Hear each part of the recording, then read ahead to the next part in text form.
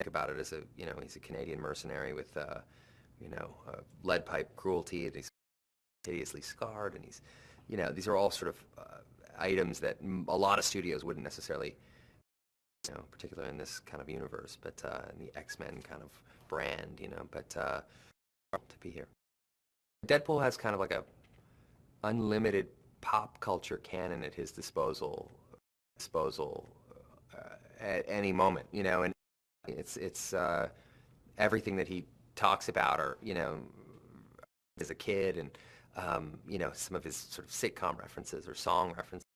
He's kind of at least in the comic book world, a kind of a has or can. So what we're putting on screen is an origin story. It's it's told through in time, but we meet Wade Wilson as Wade Wilson. Was given a very short window of time to live. Audiences, I think they're gonna. I mean, it's a simple character to kind of figure out. What it'll have is that he breaks the fourth wall. Otherwise, it's just funny.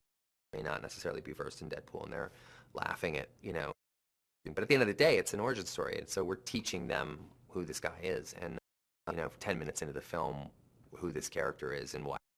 It's just good old-fashioned storytelling, and that's the fun part. Morally flexible, and he's got cancer, and he's kind of hideously scarred. Studios wouldn't necessarily be anxious to put up on the screen, in the X-Men kind of brand, but they did to be here.